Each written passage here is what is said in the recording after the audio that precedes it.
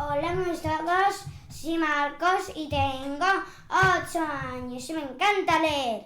Vamos a leer el libro de Tienza del Mar, Esmeralda, y toca el capítulo 38. Bueno, antes de leer este librazo, os pido por favor que os suscribáis y darle a me gusta. Y ahora sí, comenzamos. Se titula La aprendiz. No estoy muy seguro de que recomiende visitar los mares de esporas. Aunque existen lugares en el Cosmere que son más mortíferos, pocos son peligrosos de una manera guismo. Pero las esporas lo hacen con un susurro. Estás disfrutando de inhalación desdichada, tienes unas cuantas esporas carmesíes dentro y de repente tu cráneo es un colador. No es que pase a menudo, pero cuando lo hace de algún modo parece más injusto que morir por un relámpago o un huracán. Se supone que la naturaleza debería anunciar su presencia antes de asesinarte, aunque sea por pura deportividad. Dicho eso, los mares de esporas ofrecen algunas vistas espectaculares. Fortín hizo espacio a Tienza en la mura enviando un par de dogs a mirar desde las jarcias. La tarde estaba avanzada y tan lejos del lunacuerdo, la luna glauca perdía baja sobre el horizonte a popa. Es un reflejo especular de la luna carmesí que tenía delante. Era una inmensa esfera roja en el cielo, asomando sobre el horizonte, con el sol flotando sobre ella como un hermano ansioso. Más cerca del barco a proa, las esporas glaucas iban mezclándose cada vez más con las carmesíes, creando un gradiente cuyo centro desde lejos se veía de un color marrón oscuro. El vivo color rojo que titilaba más allá parecía un océano de sangre, como si alguien hubiera disparado a la luna carmesí y el canto del cuervo navegara con rumbo a su cadáver. Tienza no había previsto lo erróneo que le resultaría ese color. La luna verde y el mar esmeralda habían teñido casi literalmente todo lo que había visto en la vida. La intimidó caer en la cuenta de que te iba a abandonar ese mar e internarse en aquel océano rojo y malherido. Había pasado toda su existencia bajo la atenta mirada de la luna glauca y una parte diminuta de ella, por irracional que fuese, tenía que su vida se esfumaría en el momento en que el satélite dejara de pensar en ella. Cuando salvaron las distancias y cruzaron el límite, Fortín se apoyó en la regala y levantó su letrero. «Estás sonriendo». «Lo siento», dijo Tienza, «es que esto es aterrador». «¿Sonríes cuando las cosas son aterradoras?» «Antes no», respondió ella. «Creo que mi cerebro se siente amenazado por la demencial que es todo aquí. En el océano intenta encajar». Fortín se frotó la barbilla, pero no escribió nada más. Tienza sabía que estaba pensando en su presunto papel como máscara de rey y en que las esporas le daban muchísimo menos miedo del que deberían. Pero de nuevo no era eso. Tienza sí que estaba asustada. Sin embargo, le había anticipado la terrible belleza de que tendrían esas esporas rojas. Ni lo extraño que iba a ser abandonar el mar esmeralda. Qué emociones nuevas para ella, y al igual que los sabores nuevos podían ser al mismo tiempo terroríficas y embriagadoras. Que otras cosas había renunciado a saber sobre sí misma si jamás hubiera salido de su isla natal.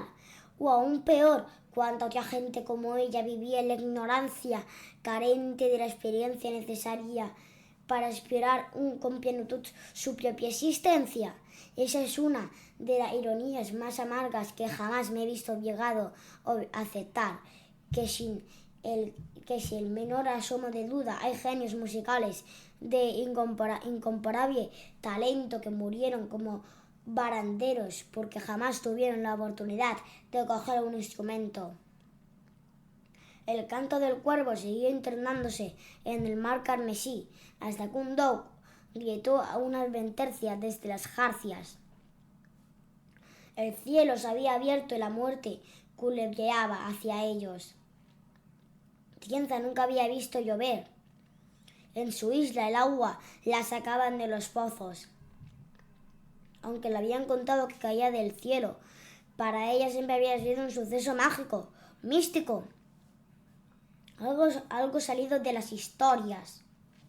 Al parecer, una de esas historias quería comérsela porque la lluvia avanzaba en zig-zag, directa hacia ellos como una acumulación de nubes que cruzaban raudas el cielo dejando atrás una línea de té explotando en el océano.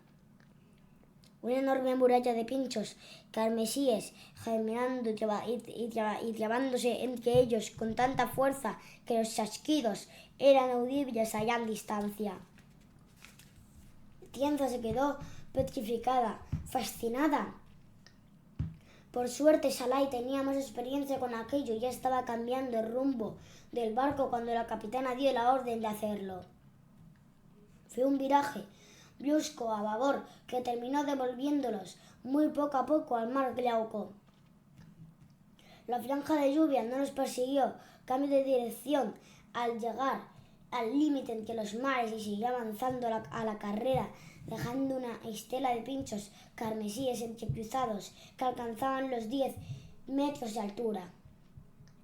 Al cabo de un tiempo los pinchos caían y se hundían en el mar, dejándolo inmaculado, calmo, como un niño que ha escondido el tarro de las galletas roto bajo la encimera y da por supuesto que todo se olvidará.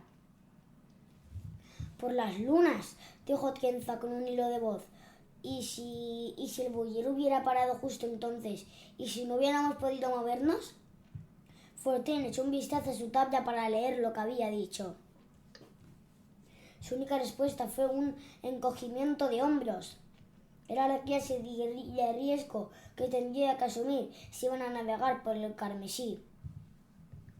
Tienza se volvió hacia él a cazar y vio a Cuervo cerca del timón, dando un largo sobre de su petaca. Al bajar reveló una expresión pensativa. No se atrevería a seguir adelante con esa franja de lluvia merodeando por la zona, ¿verdad?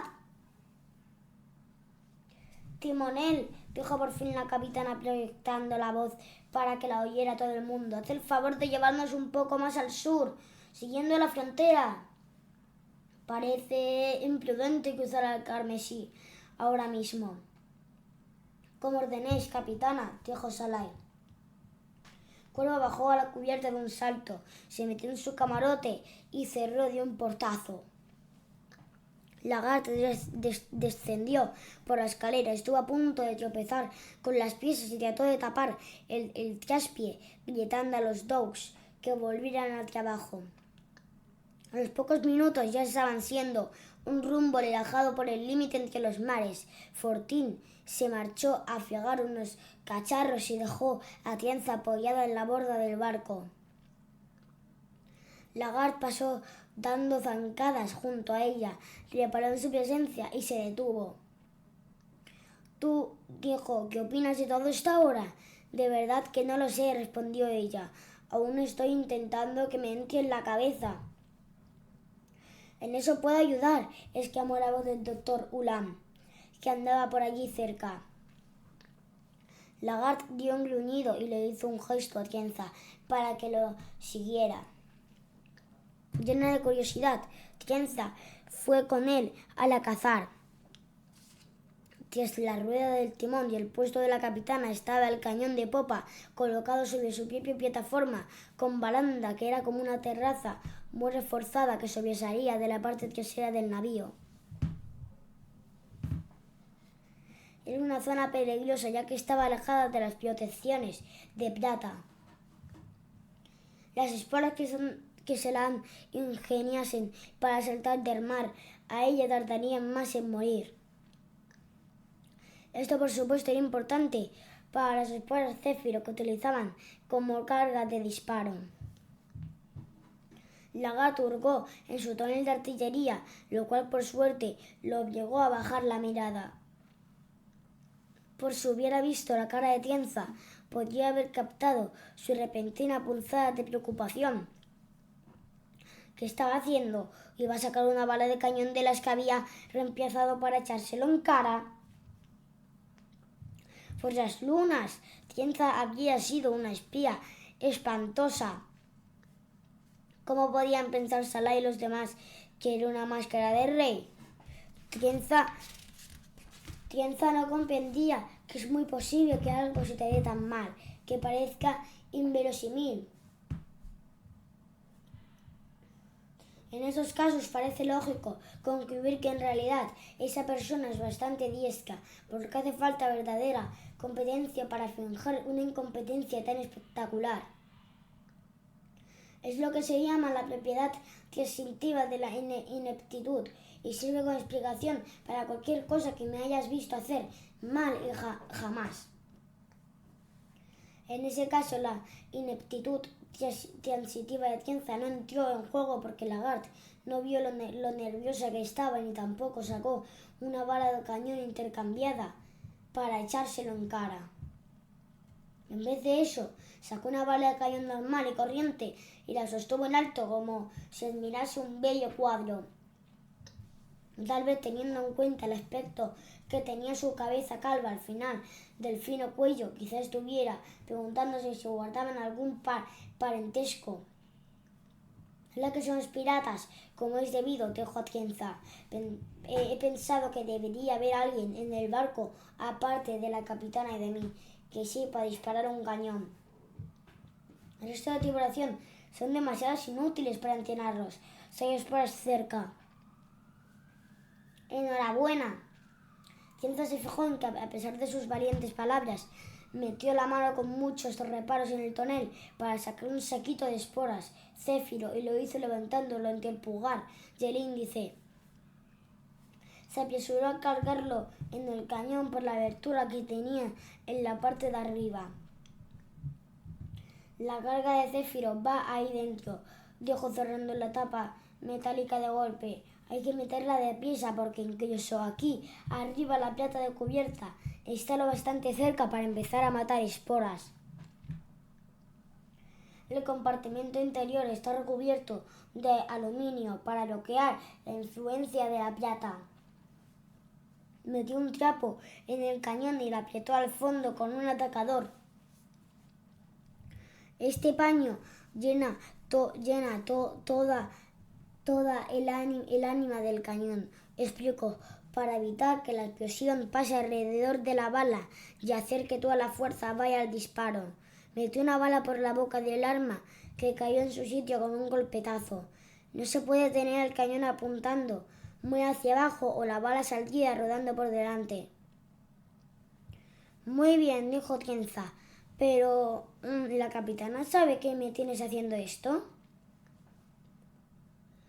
Soy el cañonero, espetó él. A la capitana le da igual a quien entrene. Tú haz lo que te digo. Además, tengo que preocuparme por más en este condenado barco. Tiene redaños para manejar el Céfiro. Así que Lagarde no sabía qué cuervo pretendía venderle el dragón. Tienza se extrañó porque el cañonero sí que parecía conocer el resto del plan. Pero entonces cayó en la cuenta de lo más probable era que la capitana lo tuviera como sacrificio de reserva. Al fin y al cabo, Lagarde era uno de los tripulantes que menos miedo les tenía a las esporas. Lagarde recogió un pequeño artilugio que había cerca de la regala y la arrojó por la borda. Resultó ser una especie de boya con una banderita sujeta al barco por medio de un cabo. Al tensarse empezó a seguirlos a buena distancia como un acosador escrupuloso. Haz 5 disparos al día, le dijo Lagarde. La mejor manera de pillarle el tranquillo a un cañón es practicar con él. Se dispuso a marcharse. Espera, exclamó Tienza. ¿Es esto el entrenamiento que vas a darme? Enterarte no servirá de nada hasta que sepas más. Déjole, estoy ocupado. Aprende y no me encordies con preguntas tontas. Si hundes una boya, enhorabuena. Hay más en la bodega. Ven a molestarme cuando seas capaz de hacerlo en 2 disparos como mucho, y entonces hablaremos del verdadero entrenamiento. De acuerdo, dijo Tienza, mientras se le ocurría una idea, pero quizás debería comenzar despilfarrando algo que no sea tan caro como las balas de cañón. ¿Tenemos unas pistolas de bengalas a bordo? Podría probar antes con ella. ¿Qué clase de pregunta tonta es esa?, replicó Lagarde. Era, como es obvio, la clase tonta de pregunta tonta. Lo cual, por lo menos, es mejor que la clase redundante de pregunta retórica. La pistola de bengalas no se parece nada al cañón. Así que es lo que te he dicho, imbécil, añadió Lagarde, y siguió murmurando entre dientes mientras se alejaba. Tienza se cruzó de brazos. Había pensado pasar la tarde o bien estudiando o bien intentando averiguar cómo es hacer la maldición de Hoyt. Aquella intromisión no le hizo ninguna gracia, pero quizá también tuviera sus ventajas. Si Tienza pretendía construir un arma basada en esporas para combatir a la capitana, había cosas peores a las que dedicar el tiempo que experimentar con un cañón. Lo malo era que Lagarde, al negarse a entrenarla en absoluto, la había condenado a desperdiciar horas enteras deduciendo por sí misma los procedimientos básicos para apuntar con el cañón. Incluso con el breve rodeo que estaban dando en la frontera. Tienza sabía que le quedaba poco tiempo. Según donde estuviera la mayoría del dragón en el mar carmesí, tenía entre unas pocas horas y unas pocas semanas para planificar. La solución se le ocurrió un momento después. Empujó al cañón hacia adelante como había visto hacer a Lagarde. Sonrió, sacó una varilla de artillería con una tela empapada en la punta y la metió por el oído del cañón. Un segundo más tarde, la sacudió una explosión que envió el cañón hacia atrás por sus raíles. Pasó menos de un minuto antes de que la cabeza de Anne asomara por detrás con los ojos muy abiertos de anhelo. Bueno, chicos, hemos acabado el capítulo 88 y el siguiente día tendríamos que leer el capítulo 89. Bueno, chicos, hasta aquí el día de hoy. El siguiente día seguiremos con este librazo. Acordad suscribiros y dar la me gusta. Gracias por todo. Adiós.